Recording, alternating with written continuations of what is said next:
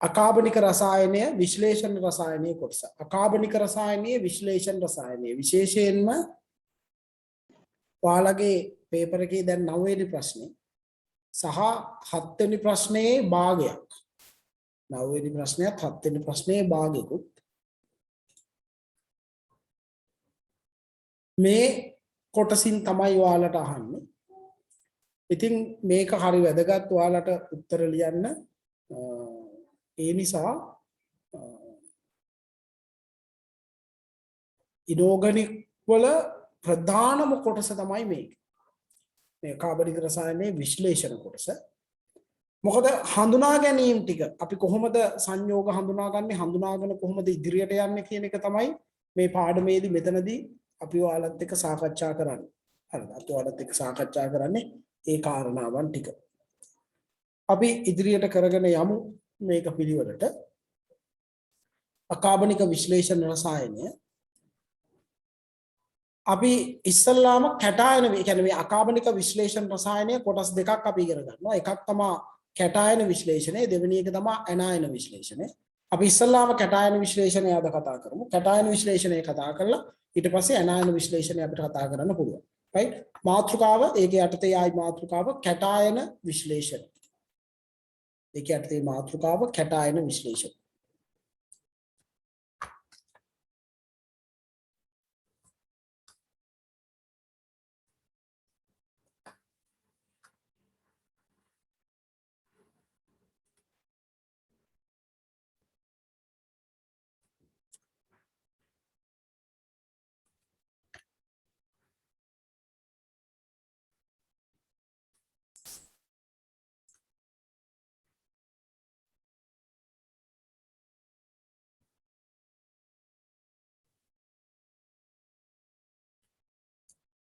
කැටායන විශ්ලේෂණය.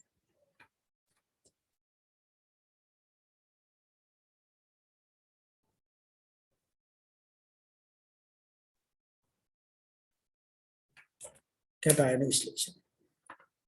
මේ කැටායන විශ්ලේෂණයේදී අපි කියන්නේ මොනවා හරි සංයෝගයක අඩංගු කැටායනය ධන ආයනය හඳුනා ගැනීම තමයි කරන්නේ.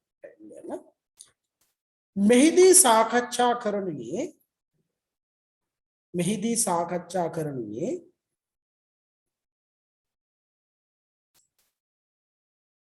යම්කිසි සංයෝගයක අන්තර්ගත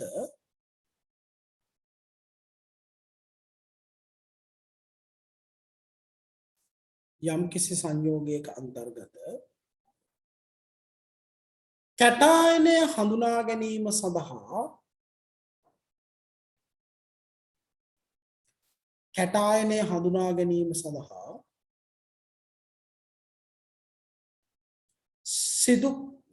සිදු කරන පරීක්ෂාවන් පිළිබඳව වේ. කැටායනය කියන්නේ මොකක්ද කියලා හඳුනගන්න අපි සිදු කරන පරීක්ෂණය තමයි මෙතනදී කතා කරන්නේ.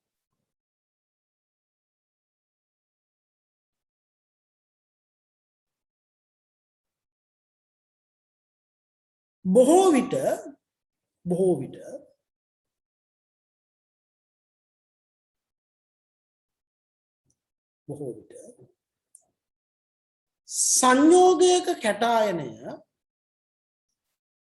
විට සංයෝගයක කැටායනය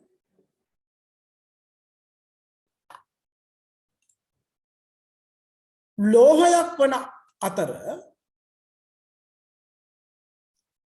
බොහෝ විට සංයෝගයක කැටායනය හැමතිස්සෙම නෙමෙයි නොවන අවස්ථා තියෙනවා. බොහෝ විට සංයෝගයක කැටායනය ලෝහයක් වන අතර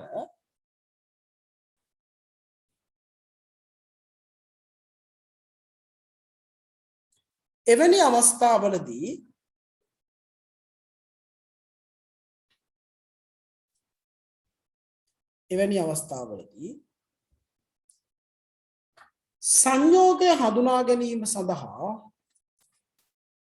අවස්ථාවලදී සංයෝගය හඳුනා ගැනීම සඳහා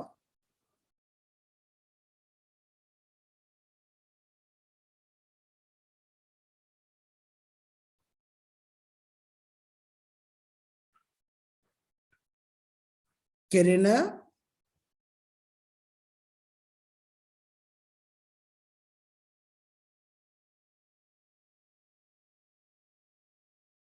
ප්‍රධානම පරීක්ෂණයක් වනුයේ සංයෝගය හඳුනා ගැනීම සඳහා කෙරෙන ප්‍රධානම පරීක්ෂණයක් වනුයේ පහන් සිරු පරීක්ෂාවයි. මේ කැටායන හඳුනා ගන්න ප්‍රධානම පරීක්ෂණයක් තමයි පහන් සිරු පරීක්ෂාව කියන්නේ. අනුමාත්‍රිකාව ලියන්න එතකොට ඔයාලා පහන් සිරු පරීක්ෂාව කියන අනුමාත්‍රිකාව ලියන්න පුතේ පහන් සිරු පරීක්ෂාව.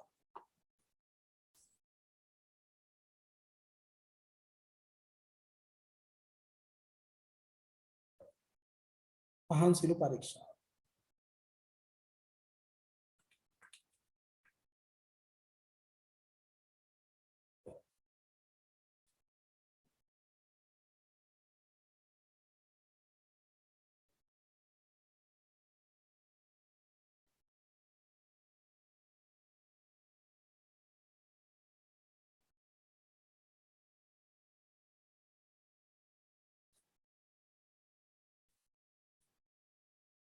ප්‍රධානම පරීක්ෂණය තමයි පහන් සිරු පරීක්ෂණය.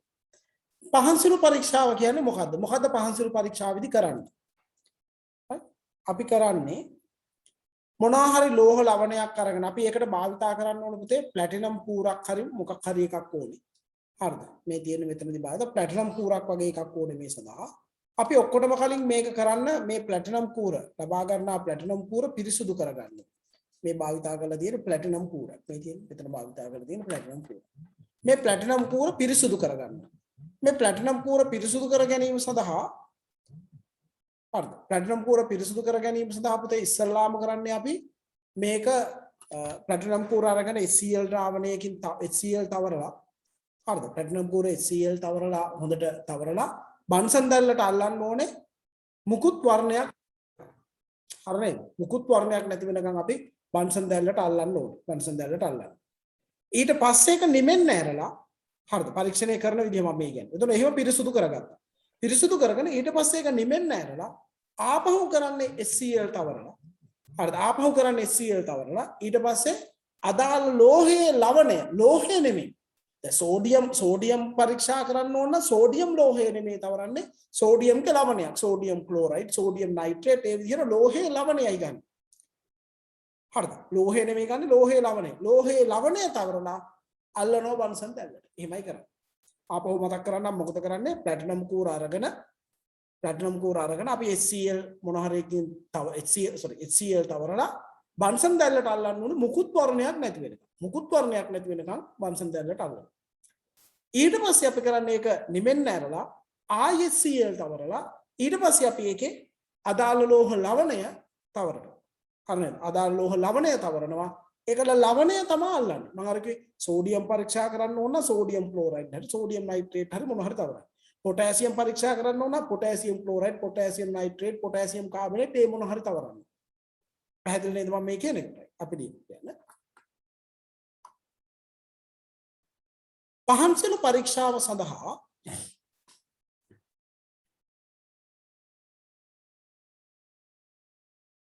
ලෝහ ලවණය බන්සන් දැල්ලට ඇල්ලීම සඳහා ලෝහ ලවණය බන්සන් දැල්ලට ඇල්ලීම සඳහා ප්ලැටිනම් කූරක්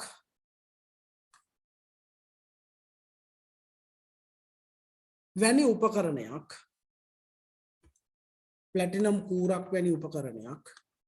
යොදා ගනිමු.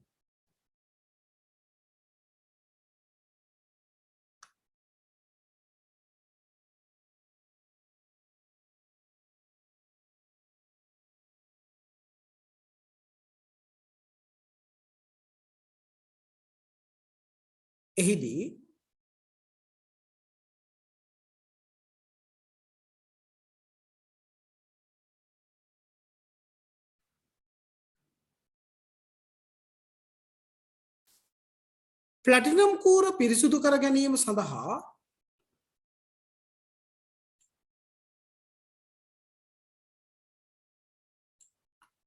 ප්ලැටිනම් කූර පිරිසුදු කර ගැනීම සඳහා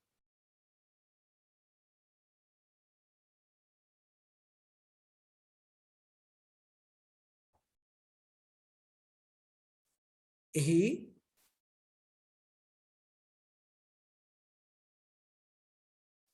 පළමුව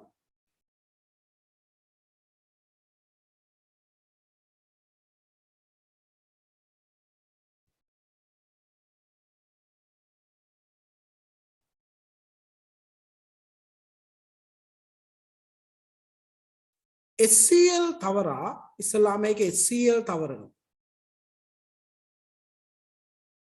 එහි පළමුව SCL තවරා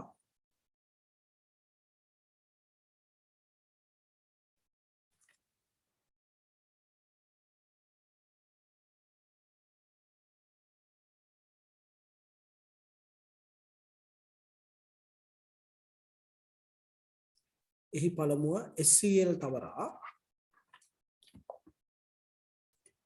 බන්සන් දැල්ලට අල්ලන අතර ඉස්සල්ලාම SCL තවරලා බන්සන් දැල්ලට අල්ලනවා. බන්සන් දැල්ලට අල්ලන අතර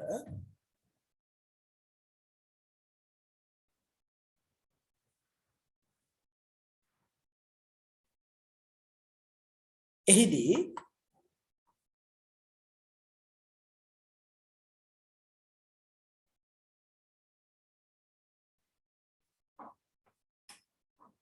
බන්සන් දැල්ලේ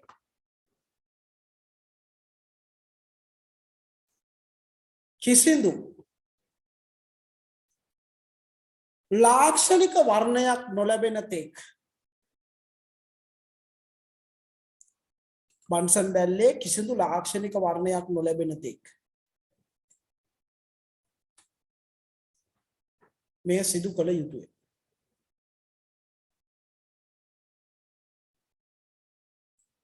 බන්සන් දැල්ලේ කිසිදු ලාක්ෂණික වර්ණයක් නොලැබෙන තෙක් මේක සිදු කරන්න ඕනේ.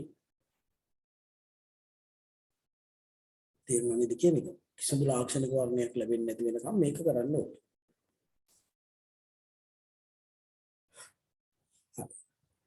දැන් මේ බන්සන් දැල්ලේ ඔය දැන් මේ වැදගත් ප්‍රශ්නයක් අහලා දිනවා. මම ඉතින් මම කියන්නේ නැතුව ඉන්න නේද? මේ ඉස්කෝලේ භාවිතා කරේ ප්ලැටිනම් කූරක් නෙමෙයි පැන්සල් කූරක් කියලා කියනවා. ඉතින් අපේ දුප්පත් ඉස්කෝලවල ප්ලැටිනම් කූරු නැහැ. තිබ්බනම් ඕවා ඉස්කෝලේ තියෙන්නෙත් නැහැ. හරිද? ප්ලැටිනම් ඉතින් ඊටාම ගණන්. ඉතින් අපි වඩා සුදුසුම හොඳම ක්‍රමේ තමයි අන්තර්ජාතික ක්‍රමේ තමයි ඔය කිව්වේ. හැබැයි ඉතින් ඉස්කෝලවල භාවිතා කරන්නේ පැන්සල් කූරක් තමයි.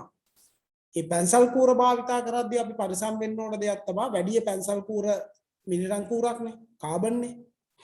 එතකොට වැඩි ඒක බන්සන් දැල්ලට වැඩි වෙලා අල්ලන් ඉන්න එපා. මොකද නිකම්ම ටික වෙලාවකින් කහ පාට දැල්ලක් මතුවෙනවා. ඇයි ඒ? කාබන් දහනය වෙනකොට කහ පාට දැල්ලක් එන නිසා.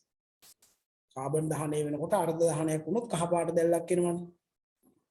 දැන් ඉස්කෝලේ කරද්දී අපි කරන්නේ ටක් ගාලා අල්ලලා අදාළ වර්ණය පෙන්නනවා. ටක් ගාලා එළියට ගන්නවා. ඕනවට වඩා මේ වර්ණය පෙන්වන්න දැල්ලට අල්ලන් හිටියොත් වෙන්නේ කහ පාටක් මතුවෙනවා අර කාබන් කූර මිනිරන් කූර දහනය වීම නිසා. හරිද?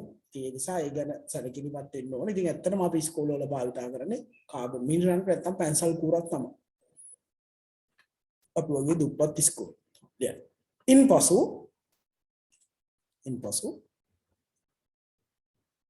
ප්ලැටිනම් කූරෙහි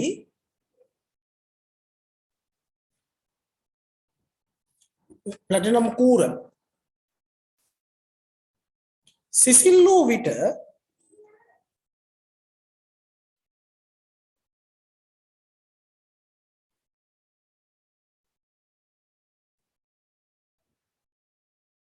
නැවතත්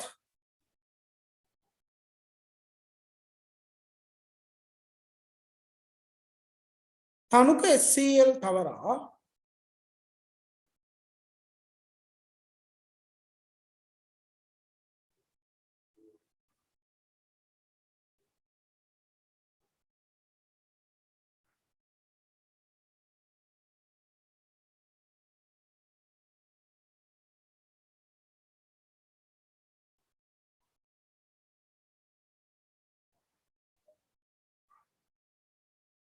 නැවතත් තනුක HCl තවරා පරීක්ෂා කළ යුතු මේක වෙන පාඩ පෑනකින් ලියාගත්තත් කවන්නේ. පරීක්ෂා කළ යුතු ලෝහයේ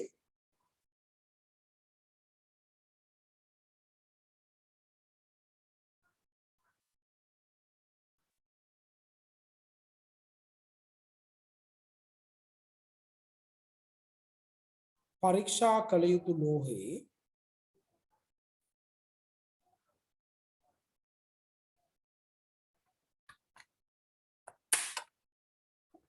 ලවණය තවරා. හරිද? පරීක්ෂා කරන්න ඕන ලෝහයේ ලවණයයි තවරන්නේ. ලෝහය නෙමෙයි. පරීක්ෂා කළ යුතු ලෝහයේ ලවණය තවරා බන්සම් දැල්ලට අල්ලනු ලබයි. පරීක්ෂා කරන්න ඕන ලෝහයේ ලවණය තවරලා බන්සම් දැල්ලට අල්ලනු ලබයි. මේ විදිහට අල්ලනවා. හරි නේද? මේ විදිහට අල්ලනවා. ඒක රූප සටහන් නැද ගන්න අවශ්‍ය වෙන්නේ මේ විදිහට අල්ලන්න පුළුවන්. හරිද? එවිට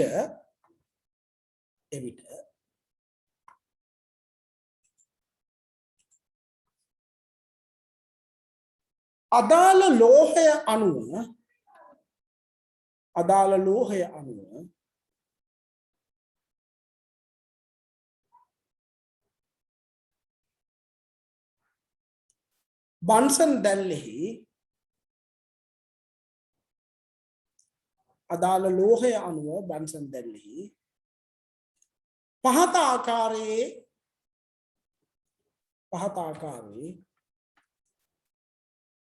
ලාක්ෂණික වර්ණයක්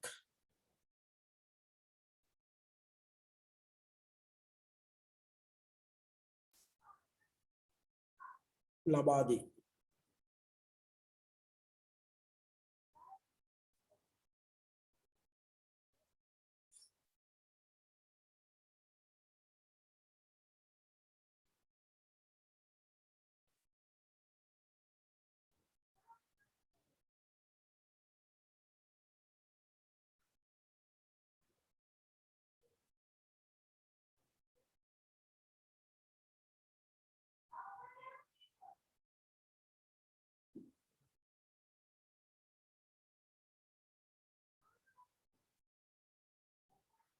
ඇඳ ගන්න පුතේ ඔය වගු.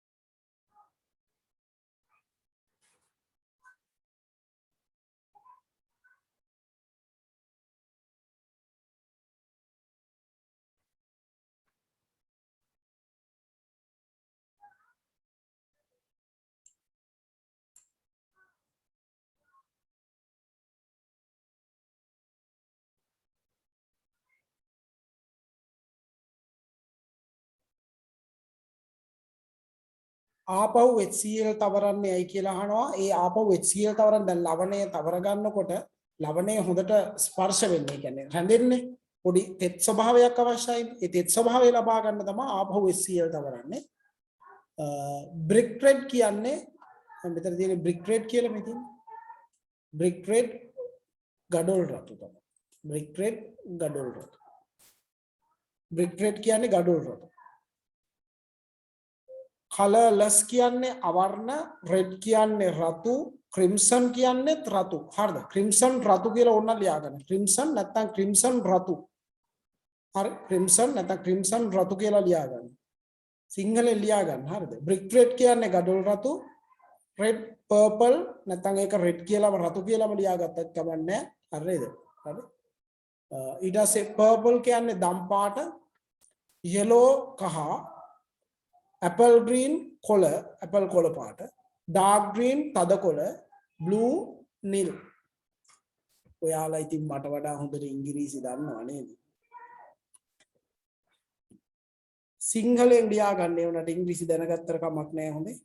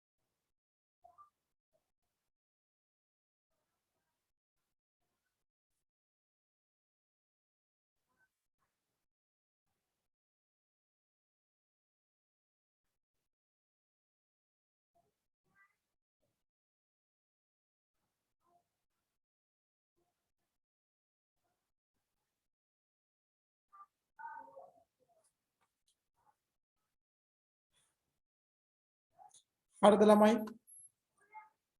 තියාගෙන ඉවරද?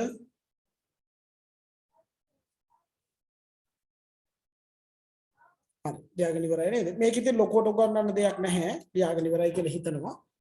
මේකේ ලොකෝට උගන්වන්න දෙයක් නැහැ. ඕක තමයි ඉතින් විශේෂයෙන් කියන්න තියෙන්නේ. අදාළ වර්ණය දෙනවා. එතකොට මේ දෙන වර්ණය අනුව එනවා. දැන් මේවා ඔක්කොම විශේෂයෙන් කියලා තියෙනවා right?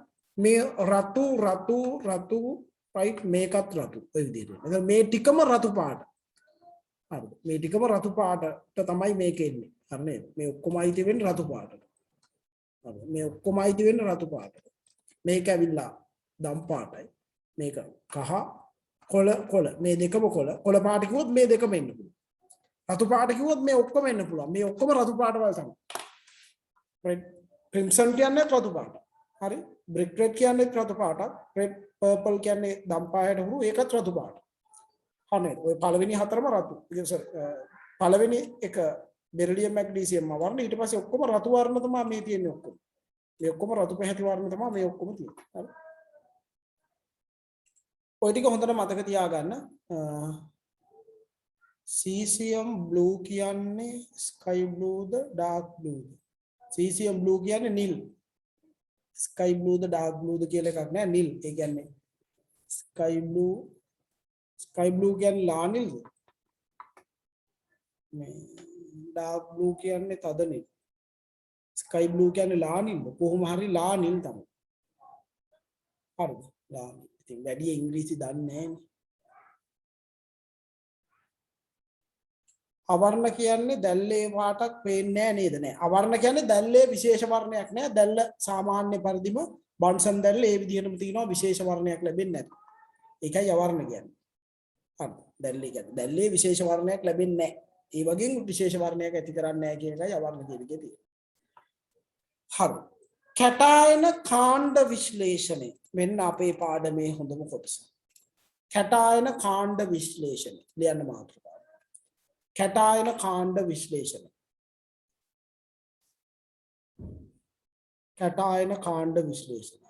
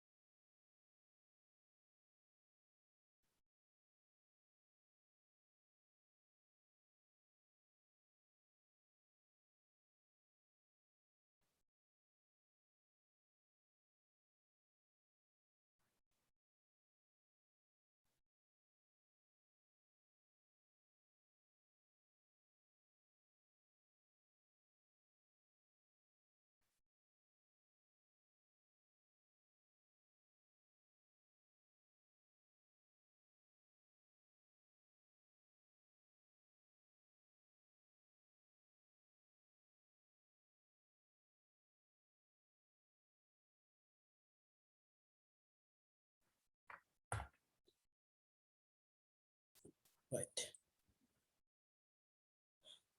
කැටායන කාණ්ඩ විශ්ලේෂණය. එතකොට අපි සාමාන්‍යයෙන් මොන හරි සංයෝගයක තියෙන කැටායනේ මොකද්ද කියලා හඳුනා ගන්න ගියාම හඳුනා ගන්නකොට දරහ ගන්න කැටායනේ මොකද්ද කියලා හඳුනා ගන්න යනකොට පුතේ මේ එක වෙලාවට මේක මේ සෝඩියම්ද කියලා දන්නේ නැහැ කියලා හිතාගෙන සෝඩියම්ට පරීක්ෂණයක් කරනවා. කැල්සියම්ද දන්නේ නැහැ කියලා හිතාගෙන කැල්සියම්ට පරීක්ෂණයක් කරනවා. එහෙම අක්‍රමාත් පරීක්ෂණ රටාවක් නැහැ. අපිට මේ විශ්ලේෂණ රසායනයේදී කියා දෙනවා කැටායනය හඳුනා ගන්න දී අපි බොහොම ක්‍රමානුකූල පරීක්ෂණ රටාවක් තියෙනවා කැටායනය හඳුනා ගන්න. පහසුරු පරීක්ෂාව කරලා පුළුවන් යම්කිසි අවබෝධයක් ලබා ගන්න. ඒකෙන් හැබැයි අපිට ලොකු පැහැදිලි දත්තයන් වැඩි ලැබෙන්නේ නැහැ. යම් දත්තයන් ටිකක් ලැබෙනවා. ඊට වඩා ඉතා සාර්ථකව කැටායනය මොකද්ද කියලා හඳුනා ගන්න ඉතා ක්‍රමානුකූලව සිදු කරන පරීක්ෂණ රටාවක් තමයි මේ කැටායන කාණ්ඩ විශ්ලේෂණය කියන්නේ. ඒ කියන්නේ පරීක්ෂණ ගණනාවක් ක්‍රමානුකූලව සිදු කරන පරීක්ෂණ අනුපිළිවෙලක් තමයි කැටායන කාණ්ඩ විශ්ලේෂණය කියන්නේ. යම් සංයෝගයක ඇති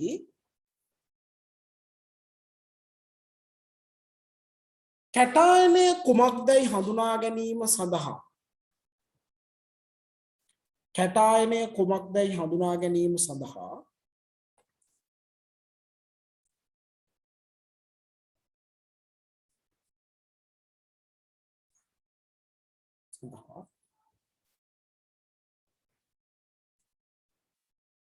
ක්‍රමානුකූලව සිදු කෙරෙන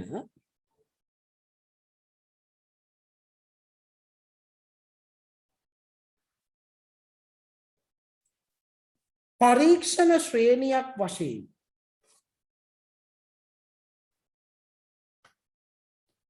පරීක්ෂණ ශ්‍රේණියක් වශයෙන් ද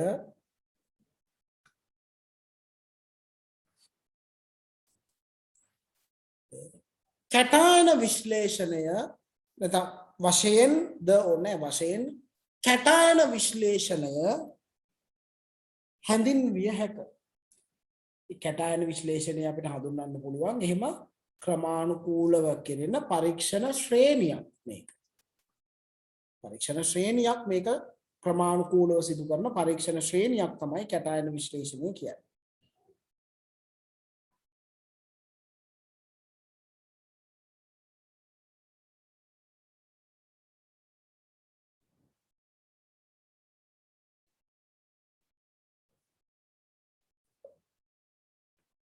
මෙම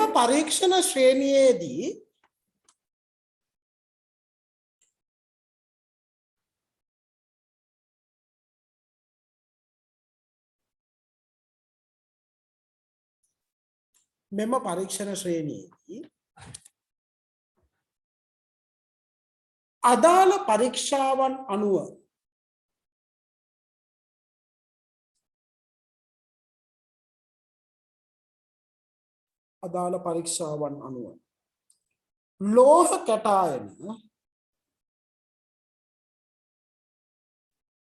ලෝහ කැටායන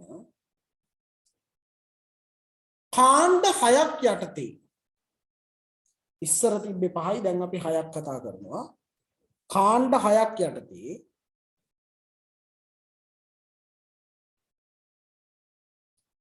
නිරීක්ෂණ ලබා දෙයි.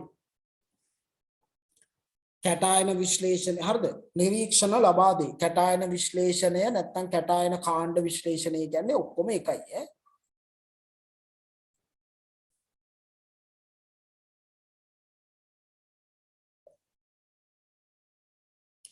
කාණ්ඩ 6ක් යටතේ නිරීක්ෂණ දෙනවා.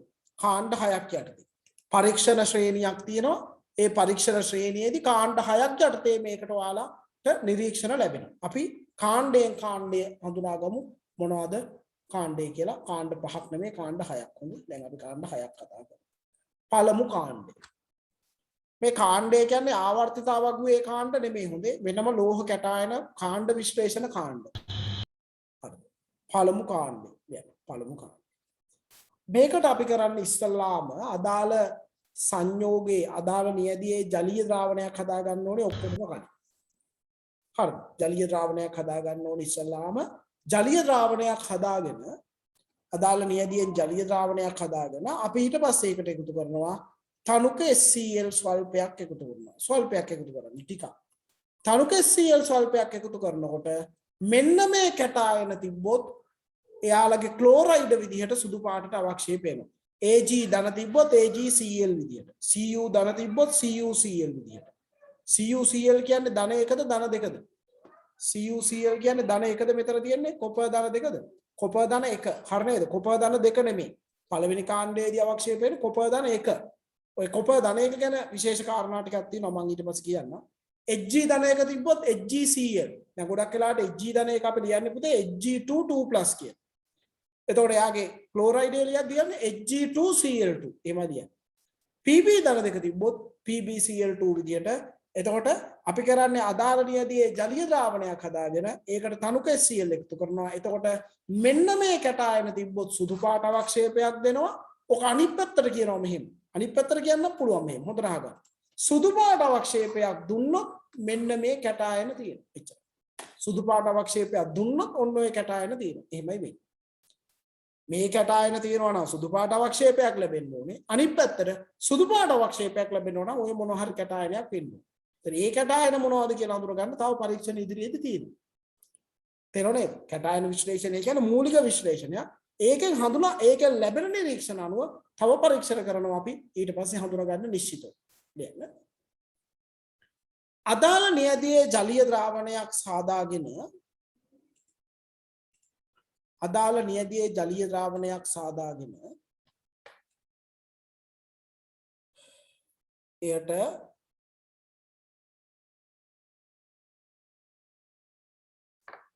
තනුක HCl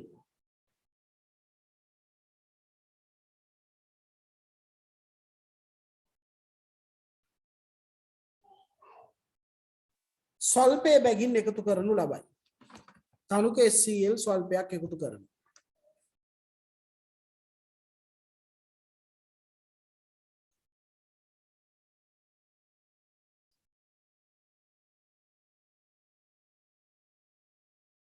තනුක HCl ස්වල්පයක් එකතු කරනු ලබයි.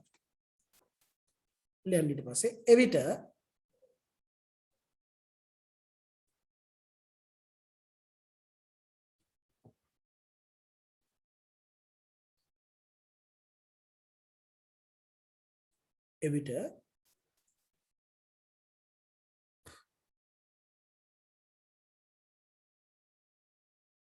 ද්‍රාවණය තුල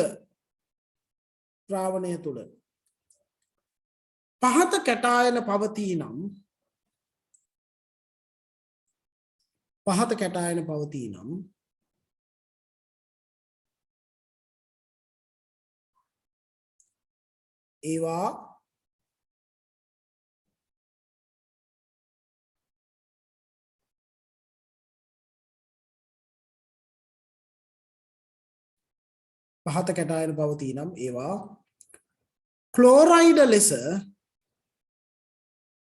ක්ලෝරයිඩ ලෙස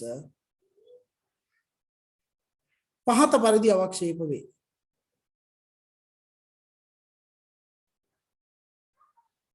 ඒවා ක්ලෝරයිඩ ලෙස පහත පරිදි අවක්ෂේප වේ.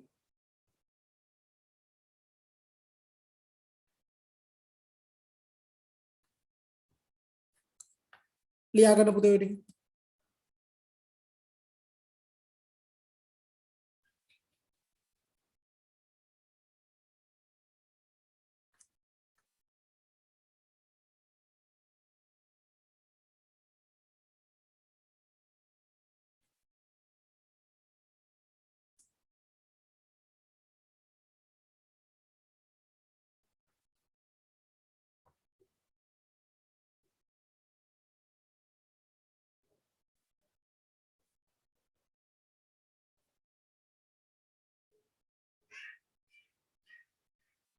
ලියා ගන්න පුතේ මේක.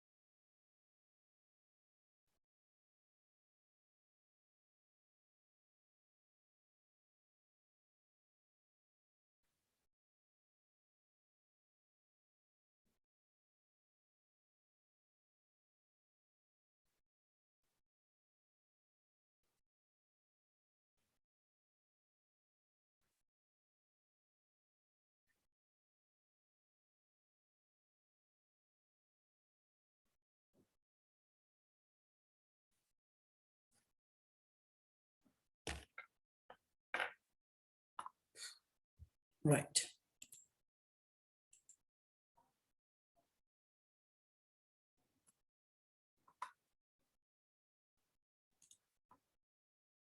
දැන් මේක අනිත් පැත්තට අපි නිකන් මෙහෙම පුරුදු වෙමු කියන්නේ. මොකද්ද?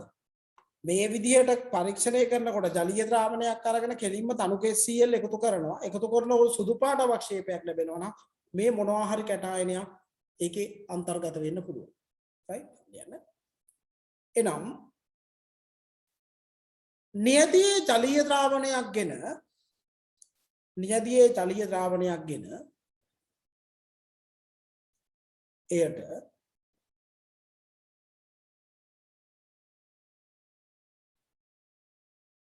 තනුක HCl එකතු කිරීමේදී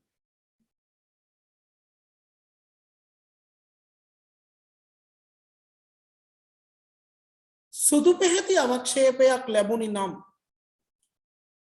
සුදු පාට අවක්ෂේපයක් ලැබුණි නම් තනුක HCl එකතු කරනකොට සුදු පැහැති අවක්ෂේපයක් ලැබුණි නම්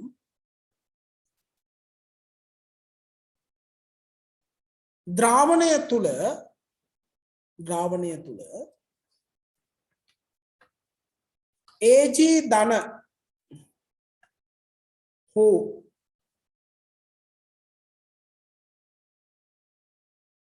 කොපර් ධන 1 හෝ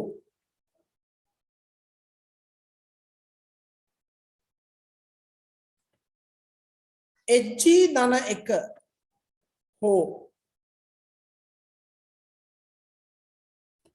PB ධන 1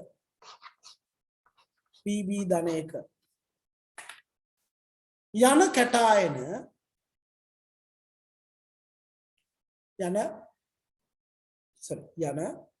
කුමන හෝ කැටායනයක් හෝ කීපයක් එකක් වෙන්න පුළුවන් කීපයක් වෙන්නත් පුළුවන් කුමන හෝ කැටායනයක් හෝ කීපයක්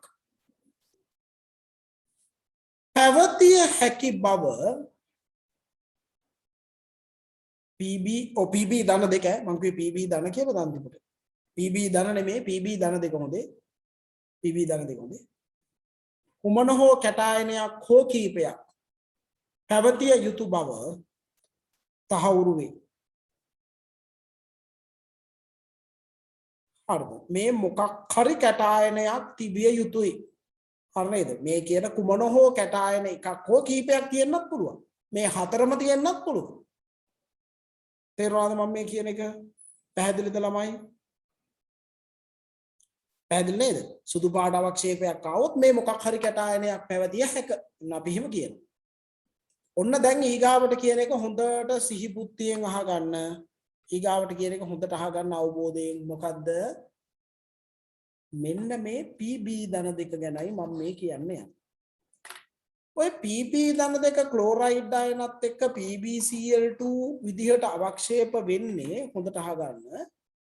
PB ධන දෙක අයන පුතේ ක්ලෝරයිඩ් විදිහට PbCl2 වගේ අවක්ෂේප වෙන්නේ කොහොම අඩු ක්ලෝරයිඩ් සාන්ද්‍රණයක් යටතේ විතරයි.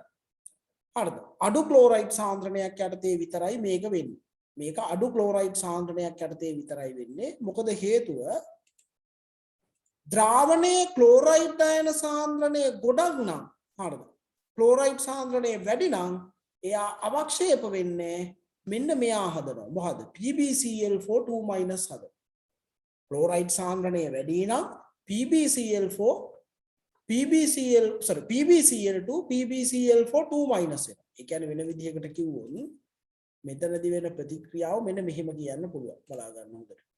හරිද? දැන් PB ධන දෙක අයන වලට ක්ලෝරයිඩ් අයන එකතු කරනකොට ඉස්සල්ලාම PbCl2 අවක්ෂේපය හැදෙනවා. මේක සුදු පාට. මෙන්න මේ අවක්ෂේපයට වැඩිපුර ක්ලෝරයිඩ් අයන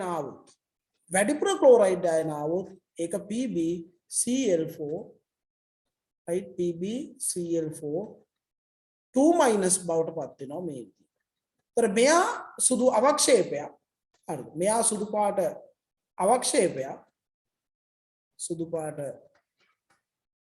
අවක්ෂේපයක්. හැබැයි මෙයා පුතේ අවර්ණ ද්‍රාවණය. එතකොට අවක්ෂේපයක් ලැබෙන්නේ නැහැ.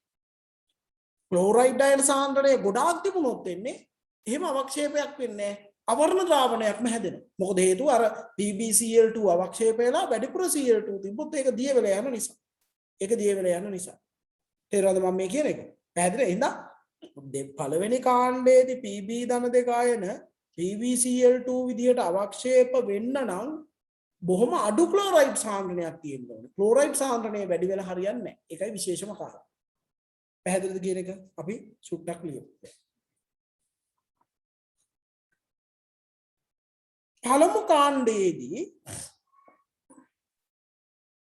පළමු කාණ්ඩයේදී එහි ක්ලෝරයිඩය ලෙස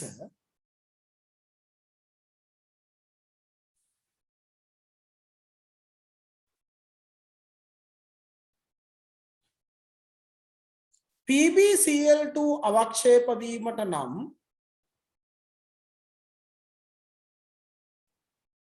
PbCl2 අවක්ෂේප වීමට නම් ද්‍රාවණයේ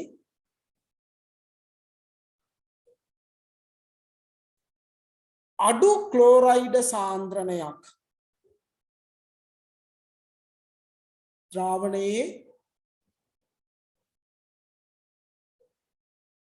අඩු ක්ලෝරයිඩ් සාන්ද්‍රණයක්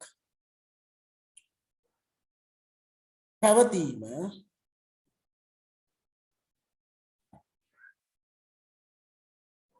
අනිවාර්ය වේ. අඩු ක්ලෝරයිඩ් සාන්ද්‍රණයක් පවතින එක අනිවාර්යයි.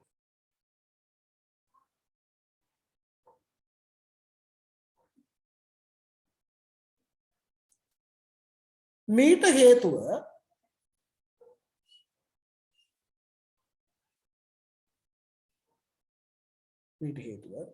ද්‍රාවණයේ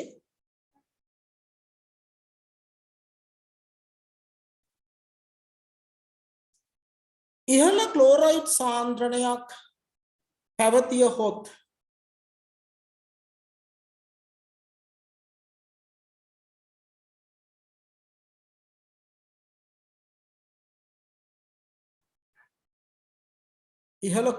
සාන්ද්‍රණයක් පැවතිය හොත්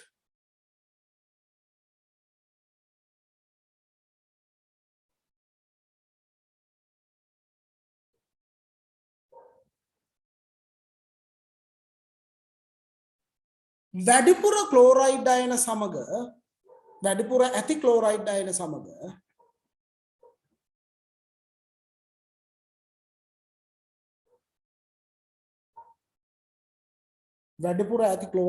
සමග PbCl2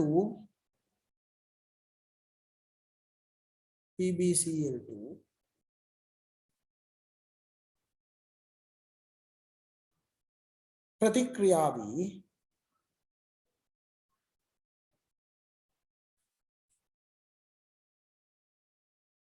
PbCl4 අයනය ස්ක්‍රීන් එකේ තියෙනවා ලියා ගන්න හරියට PbCl4 අයනය සාදා අවක්ෂේපයේ දියවීමයි.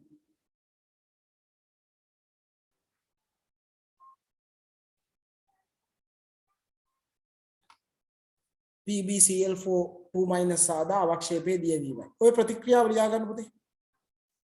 ඔය ප්‍රතික්‍රියාව ලියා ගන්න.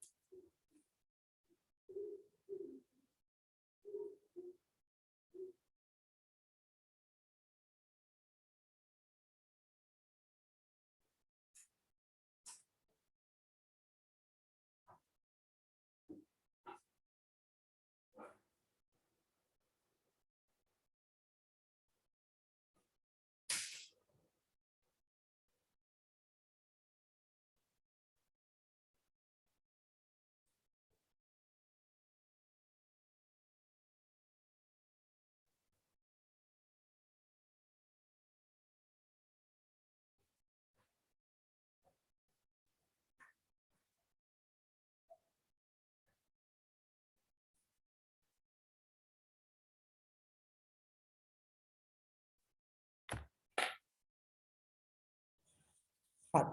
දැන් අපි ජලීය ද්‍රාවණය හරිද? නියදියේ ජලීය හොඳට අහගන්න. දැන් නියදියේ ජලීය ද්‍රාවණය හදන්න මොකද්ද අවසානයේ ලියලා තියෙන්නේ කියලා අහන්න. මේ යටින් ලියලා තියෙන්නේ අවර්ණ ද්‍රාවණය. මේ යටින් ලියලා තියෙන්නේ අවර්ණ ද්‍රාවණය. මගේ අකුරු වල ගොඩාක් පැහැදිලි හින්දා ඔයාලට කියවන්න අමාරු ඇති. හරිද? අවර්ණ ද්‍රාවණය කියලා තියෙනවා. අර අකුරු ලස්සනයි මගේ ගොඩාක්. අවර්ණ ද්‍රාවණය. කොහොමද මම නිකන් ඔයාලට මේ බෝඩ් එකේ ලියලිය නැත්නම් ওই විදිහට ස්ක්‍රීන් එකේ ලියලියම ඉගෙනුවා නම් කොහොමද තියෙයිද නේ? PowerPoint හදලා ස්ක්‍රීන් එකේ ටයිප් කරලා උගන්නන හින්දා හොඳයි නේ. නැත්නම් මෙලෝඩියක් ඔයාලට තේරෙන්නේ නැතුව යයි මොනවද මේ ලියන්නේ කියලා. හරිද? කොහොම හරි කමන්නේ. හරි. දැන් අපි පාඩමට එමු ආපහු. රයිට්? එතකොට දැන් අපි මේ ප්‍රැක්ටිකල් එක කරගෙන යනකොට අපි දන්නේ නැහැනේ ක්ලෝරයිඩ් සාන්ද්‍රණය වැඩිද අඩුද. දැන් මේ අපි දැම්ම වැඩියෙන් දැම්මද නෑ. අපි සාමාන්‍යයෙන් ටිකක් දාන්නේ. හරි නේද? ඉස්කෝලේ මේ අත්දැකීම් ලැබුණා. හරි. හොඳයි. හරි. අපි මේ ක්ලෝරයිඩ් අයන දානකොට මෙහිම හරියට කිරලා මැනලා එහෙම දාන්නේ නෑනේ. සමහරලාට අඩුවෙන් වැවිලා තියෙන පුළුවන්. සමහරට වැඩියෙන් වැටලා තියෙන පුළුවන්. තනුක HCl එකතු කරා ගුවාම අඩු වෙලාද වැඩි වෙලා. ඒතර අපිට ඇත්තටම පළවෙනි කාණ්ඩයේදී ලෙඩ් අයන හරියටම අවක්ෂේප වෙයිද නැත්නම් ලෙඩ් අයන අවක්ෂේප වෙන්නේ නැති වෙයිද කියලා එහෙම හරි නිශ්චිතවම කිවීමේ හැකියාවක් නැහැ. ඒකයි මම මේ කියන්නේ. ජලීය ද්‍රාවණය අරගෙන තනුක HCl එකතු කරද්දී ලෙඩ් අයන තිබ්බොත් ලෙඩ් ක්ලෝරයිඩ් විදිහට අවක්ෂේප වෙන්නත් පුළුවන්. ඔය කියන විදිහට අවක්ෂේප නොවෙන්නත් පුළුවන්. අවක්ෂේප වෙන්නත් පුළුවන් නොවෙන්නත් පුළුවන්. මොකද ක්ලෝරයිඩ් සාන්ද්‍රණය ටිකක් හරි වැඩි වුණොත් ඕනාවට වඩා අවක්ෂේපයේ ස්ටක් ගන්න දියේකට යනවා. එහෙනම් ඒක අවක්ෂේප වෙන්නත් පුළුවන් අවක්ෂේප නොවෙන්නත් පුළුවන්. අපිට හරියටම කියන්න බෑ. තේරුණා නේද මම මේ කියන එක? පැහැදිලි නේද මම මේ කියන එක? ඉතින් ඒ නිසා මෙහෙම තනුක HCl එකතු කරනකොට සුදු පාට අවක්ෂේපයක් ලැබුණා කියන්නකෝ. ඒ ලැබුණොත් Ag ධන හෝ කොපර් ධන එක හෝ Hg ධන එක හෝ Pb ධන දෙක තියෙන්න පුළුවන්. Pb ධන දෙක තියෙන්න පුළුවන්. හැබැයි මෙහෙම හිතන්නකෝ. ඔන්න අහගන්න දැන් හොඳට. මෙහෙම තනුක HCl එකතු කරනකොට සුදු පාට අවක්ෂේපයක් ලැබුණේ නැහැ. සුදු පාට අවක්ෂේපයක් ලැබුණේ නැහැ දැන්. දැන් මේ සුදු පාට අවක්ෂේපයක් ලැබුණේ නැත්තම් මොනවද කියන්න පුළුවන් ස්ථිරවම? Ag ධන නැහැ. මොකද Ag ධන තිබ්බලගේ AgCl අවක්ෂේප වෙන්න එපා. කොපර් ධන එක නැහැ. මොකද කොපර් ධන එක තිබ්බනම් CuCl අවක්ෂේප වෙන්න එපා. Hg ධන එක නැහැ. මොකද Hg ධන එක තිබ්බනම් HgCl අවක්ෂේප වෙන්න එපා. හැබැයි මෙයා ගැන අපිට හරියටම කියන්න බෑ. Pb ධන දෙක ගැන අපිට එහෙම හරියටම කියන්න බෑ. අවක්ෂේපයක් ලැබුණොත් තියෙන්න පුළුවන්. අවක්ෂේපයක් නොලැබුණත් තියෙන්න පුළුවන්. ඒක නෑමයි කියන්න බෑ. මොකද හේතුව සමහර වෙලාවට තිබිලා ක්ලෝරයිඩ් අයන සාන්ද්‍රණය වැඩි වෙලා දිය උණ වෙන්න පුළුවන්. තේරුණා නේද? ඒ නිසා මෙන්න නිවැරදි. මම අර කලින් දුන්න එකක් මොකද්ද? මෙහෙම තනුක HCl එකතු කරනකොට සුදු පාට අවක්ෂේපයක් ලැබුණා නම් මේකට ආයෙන මොනවා හරි එකක් හෝ කීපයක් තිබිය හැක. තියෙන්න ඕනේ. තිබිය හැක නෙවෙයි තිබිය යුතුයි. එකක් හෝ කීපයක් තිබිය යුතුයි. දැන් අනිත් පැත්තට කියනවා අවක්ෂේපයක් ලැබුණ නැත්නම් මොකද වෙන්නේ? අවක්ෂේපයක් ලැබුණ නැත්නම් අපිට ස්ථිරවම කියන්න පුළුවන් Ag ධන නැහැ, Cu ධන නැහැ, Hg ධන එක නැහැ. පළවෙනි තුන ස්ථිරවම නැහැ. හැබැයි හතරවෙනි එක Pb ධන දෙක ගැන අපිට කියන්න බෑ. ඒක ගැන අපිට කියන්න බෑ. ඒකයි කාරණා. පැහැදිලිද මම මේ කියන එක? තේරුණා නේද? අපි චුට්ටක් ලියන්න. මේ නිසා ද්‍රාවණයක Pb ධන දෙක පැවතියද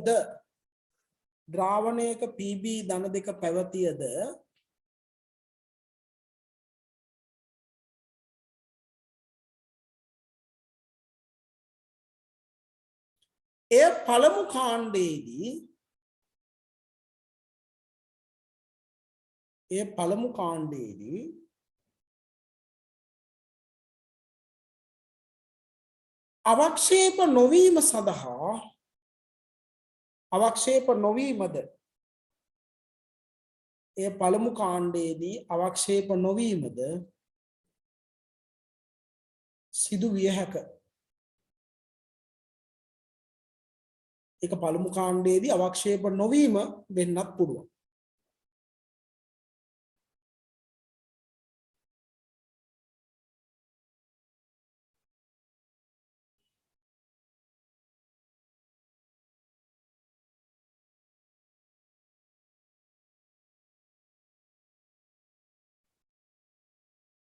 එබැවින්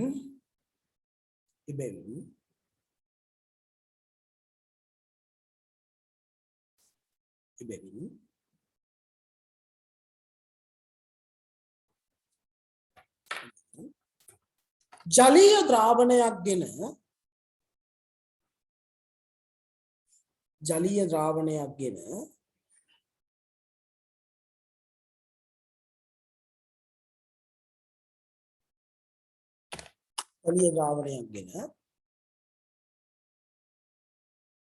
තනුක HCl එකතු කළ විට ඕක තමයි වැඩිම කාරණා. ජලීය ද්‍රාවණයක් ගෙන තනුක HCl එකතු කළ විට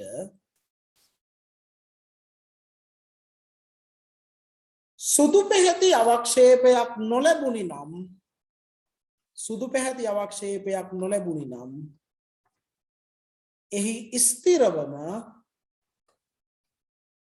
එහි ස්ථිරවම AG ධන කොපර් ධන සහ HG ධන මෙන්න මේ තුන් දෙනා AG ධන කොපර් ධන සහ HG ධන මෙන්න මේ තුන් දෙනා නොපවතින බව සුදු පැහැති අවක්ෂේපයක් ලැබුණ නැත්නම් හරි නොපවතින බව නිශ්චිතවම ප්‍රකාශ කළ හැකි අතර ප්‍රකාශ කළ හැකි නමුත්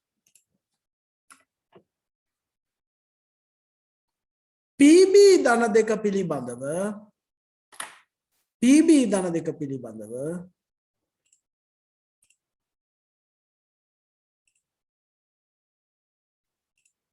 නිශ්චිතව ප්‍රකාශ කළ නොහැක. හැබැයි මතක තියාගන්න PB ධන දෙක ගැන නිශ්චිතවම කියන්න බෑ අවක්ෂේපයක් නොලැබුණොත්. මොකද මේ PB ධන දෙක අවක්ෂේප වෙන්නත් පුළුවන් නොවෙන්නත් පුළුවන්. හරිද? ඔන්න පළවෙනි කාණ්ඩයේදී තියෙන ඊටාම සුවිශේෂී කාරණාව. හරිද? සුවිශේෂී කාරණා. මේ විශ්ලේෂණ රසායනයේ මේ කොටස සෑහෙන දුරට කරාට පස්සේ විශ්ලේෂණ රසායන කොටස ඉවර කරාට පස්සේ ඔයාලට ගොඩාක් විභාග ප්‍රශ්න වලට උත්තර ලියන්න පුළුවන්කම ලැබෙනවා. මම ඒකයි ඩී ගණුව කරන්න කලින් ඔයාලට විශ්ලේෂණ කරන්න. ඩී ගණුව කරන්න කලින් විශ්ලේෂණ කරන්න ඒකයි විභාග ප්‍රශ්න අර ටියුට් එකේ තියෙන ප්‍රශ්න ඒවා ගොඩකට උත්තර ලිවීමේ හැකියාව ලැබෙනවා මේක කරාට පස්සේ. හරිද? මේක කරාට පස්සේ. අපි යමු ඉදිරියට. රයිට්? ඊගාවට. දෙවන කාණ්ඩය. ඔන්න පළවෙනි කාණ්ඩය ගැන උච්චරයි. දැන් හැමතිස්සෙම කැටායන විශ්ලේෂණය කරනකොට ඔයාලා ඉස්සල්ලාම කරන්නේ පළවෙනි කාණ්ඩය සඳහා පරීක්ෂා කරනවා. හරිද? ඉස්සල්ලාම කරන්නේ පළවෙනි කාණ්ඩයට පරීක්ෂා කරනවා. පළවෙනි කාණ්ඩයට පරීක්ෂා කරලා තමයි දෙවෙනි කාණ්ඩයට පරීක්ෂා කරන්නේ. එහෙමයි කරන්නේ. එකපාරට දෙවෙනි කාණ්ඩයට කරන්නේ නැහැ. හොඳේ. අපි ආසයි දෙවෙනි කාණ්ඩයේ ප්‍රැක්ටිකල් වලට. ඒ හින්දා අපි ඉස්සල්ලාම දෙවෙනි කාණ්ඩය කරමු කියලා එහෙම එන්නේ නැහැ. පළවෙනි කාණ්ඩය කරලා ඊට පස්සේ දෙවෙනි කාණ්ඩයට කරනවා. එතකොට මොකද කරන්නේ? දැන් ඔයාලා පළවෙනි කාණ්ඩයේ පරීක්ෂා කරාම ඒකෙදි අවක්ෂේපයක් තිබුණා කියන්නකො මොකක් හරි සුදු පාට මොකක් හරි අවක්ෂේපයක් ලැබුණොත් ඒ අවක්ෂේපය පෙරලා අයින් කරන්න ඕනේ. ඒ අවක්ෂේපය පෙරලා අයින් කරගෙන ද්‍රාවණය තමයි ගන්නෙ. මොකද පළවෙනි කාණ්ඩේ කැටායන ටික දැන් අයින් වෙලා තියෙන්නේ. දැන් ගන්නේ ද්‍රාවණය. අවක්ෂේපයක් තිබ්බේ නැත්නම් ඉතින් ප්‍රශ්නයක් නැහැ. කෙලින්ම ද්‍රාවණය ලබා ගන්න පුළුවන්. හරිද? අවක්ෂේපයක් තිබ්බේ නැත්නම් ප්‍රශ්නයක් නැහැ. කෙලින්ම ද්‍රාවණය ලබා ගන්න පුළුවන්.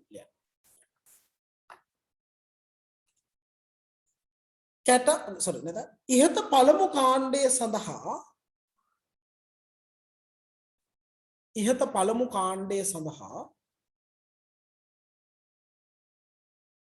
පරීක්ෂා කළ විට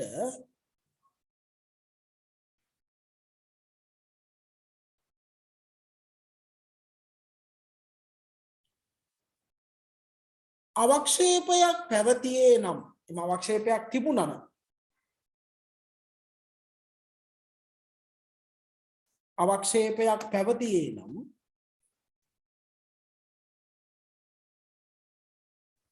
එම අවක්ෂේපය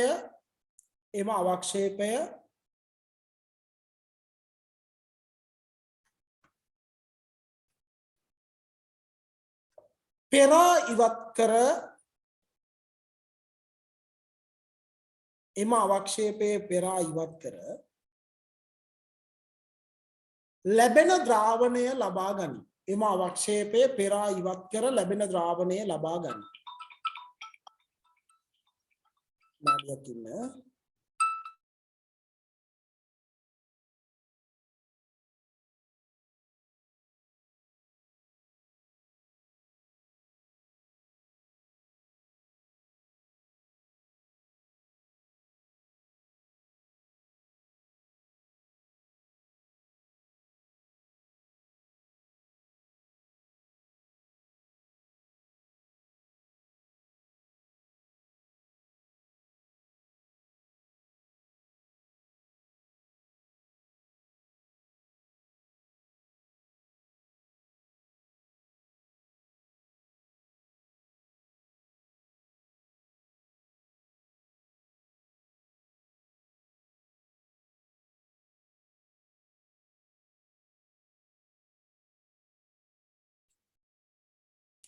එතකොට පළවෙනි කාණ්ඩයේදී අවක්ෂේපයක් තිබුණා නම් ඒක පෙරලා අයින් කරලා ද්‍රාවණය ගන්න.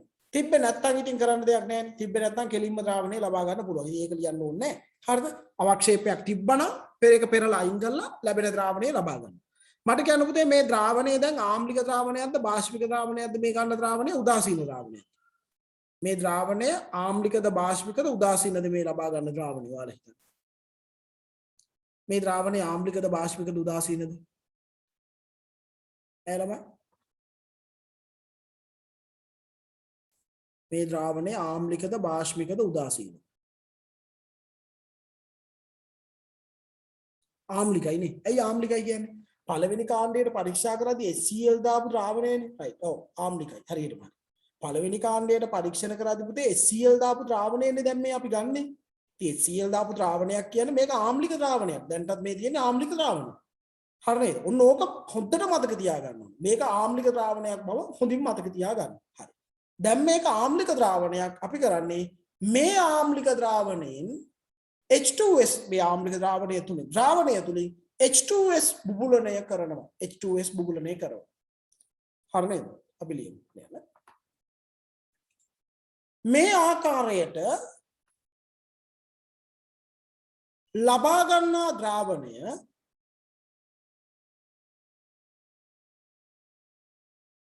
මේ ආකාරයට ලබා ගන්නා ද්‍රාවණය ආම්ලික ද්‍රාවණයක් වේ.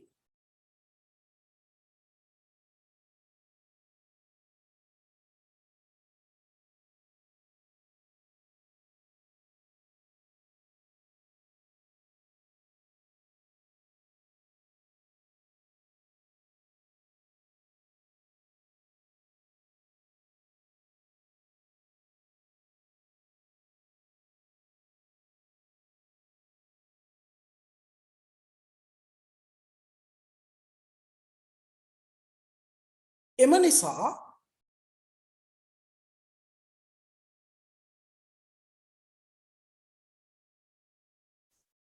එම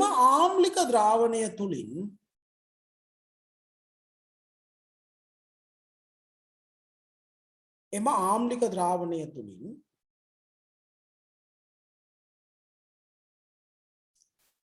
H2S වායුව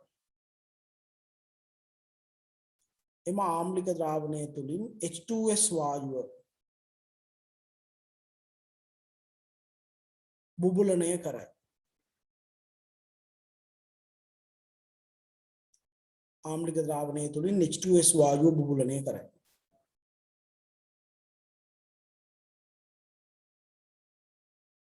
එවිට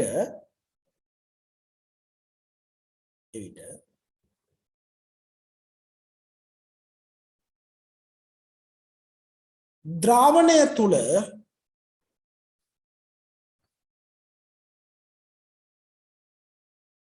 පහත කැටායන පවතී නම් ද්‍රාවණය තුල පහත කැටායන පවතී නම් ඒවා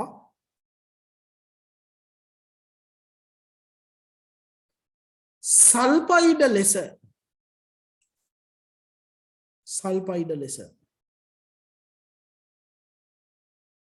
අවක්ෂේප වේ. මෙන්න මේ කැටායන තියෙනවා නම් සල්ෆයිඩ විදිහට අවක්ෂේප වෙනවා. මොනවද ඒ අවක්ෂේප වන කැටායන?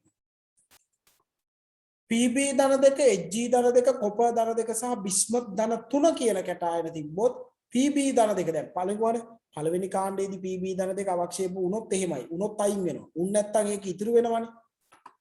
රයිට්? ප්‍රශ්නයක් අහලා දෙනවා ඒකට උත්තර දීලා ඉන්නවා ඔක්කොටම කලින්.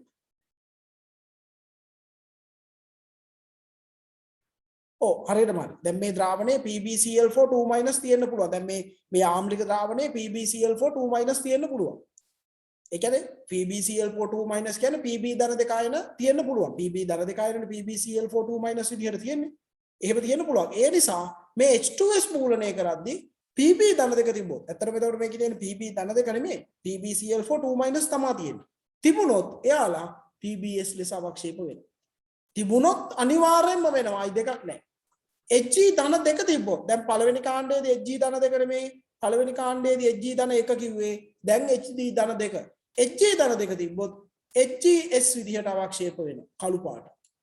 කොපර් ධන දෙක තිබ්බොත් Cus විදිහට අවක්ෂේප වෙනවා කළු පාටයි. බිස්මත් ධන තුන තිබ්බොත් Bi2s3 ලෙස අවක්ෂේප වෙනවා කළු පාට. ඔන්න ඔය කැටායන හතර කළු පාටින් අවක්ෂේප වෙනවා හතරදී. තිබුණොත් මේ හතරම තිබ්බොත් හතරම අවක්ෂේප. කැඩ්මියම් ධන දෙක තිබ්බොත් කැඩ්මියම් සල්ෆයිඩ් විදිහට අවක්ෂේප වෙනවා කහ පාට. ආසනික් ධන තුන තිබ්බොත් As2S3 විදිහට අවක්ෂේප වෙනවා කහ පාට.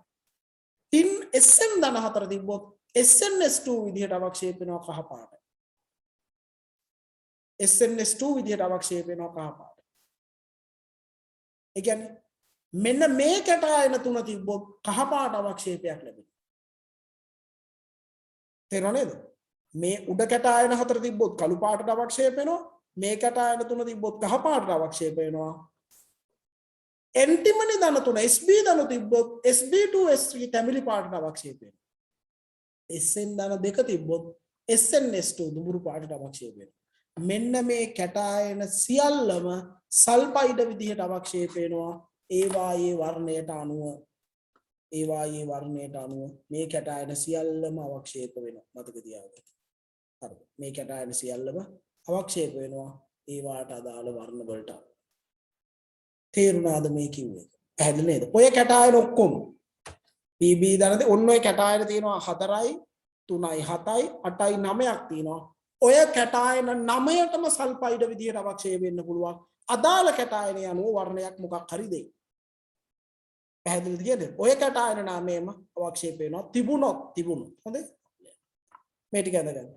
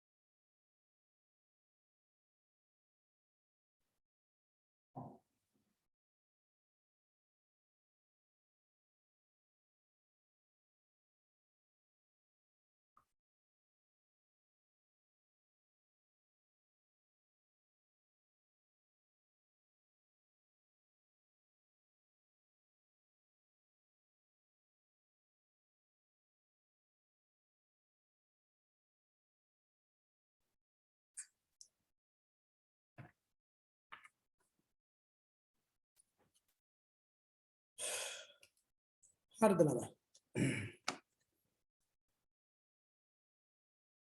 මේක නම් හොඳට මතක තියාගන්න ඕන කාණ්ඩයක් සහ ගොඩාක් ගැඹුරු තාම ගැඹුරු කාරණාවක් සාකච්ඡා කරන්න තියෙනවා. මම මේ විනාඩි 15ක් විතර තියෙන්නේ සාකච්ඡා කරනවද කියලා කල්පනා කරගෙන ඉන්නේ 15ක් 20ක් විතර තියෙන්නේ.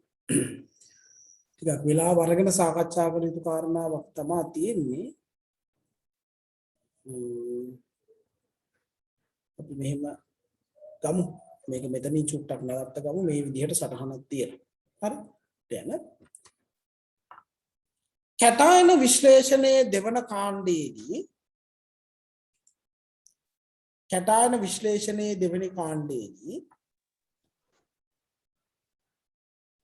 H2S යැවීමට පෙර H2S යැවීමට පෙර H2S යැවීමට පෙර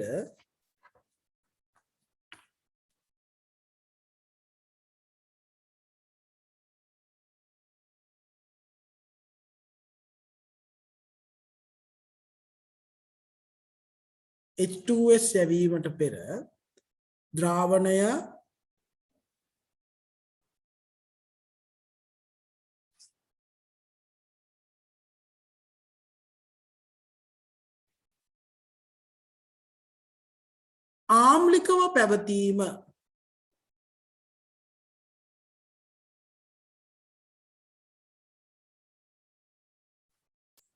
ආම්ලිකව පැවතීම අනිවාර්ය වේ.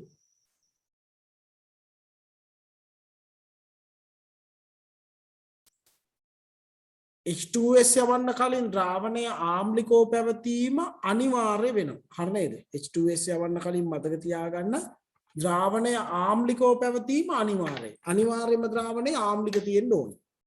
එහෙම නොවුනොත් මොකද වෙන්නේ? H2S යවන්න කලින් ද්‍රාවණය ආම්ලිකව පැවතීම පුතේ අනිවාර්යයි. එහෙම නොවුනොත් වෙන දේ තමයි. එහෙම නොවුනොත් මෙන්න මේ කැටායන ටිකට අමතරව තව කැටායන ගොඩාක් 3 වන 4 වන 5 වන 6 වන කාණ්ඩවල තියෙන කැටායනත් අවක්ෂේප වෙන්න පුළුවන්. පැහැදිලි නේද? ඉදිරි කැටායනවල ඉදිරි කාණ්ඩවල තියෙන කැටායනත් අවක්ෂේප වෙන්න පුළුවන්. يعني එසේ නොවුනොත් එහෙම වුනේ නැත්නම් එසේ නොවුනොත් ඉහත කැටායන වලට අමතරව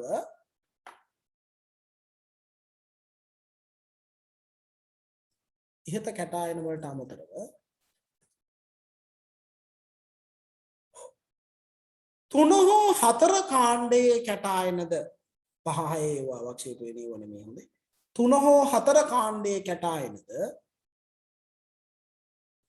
3 හෝ 4 කාණ්ඩයේ කැටායනද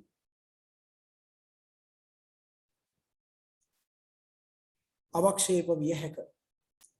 3 හෝ 4 කාණ්ඩයේ කැටායනත් අවක්ෂේප වෙන්න පුළුවන්. එහෙම නොවුනොත් 3 හෝ 4 කාණ්ඩයේ කැටායනත් අවක්ෂේප වෙන්න පුළුවන්.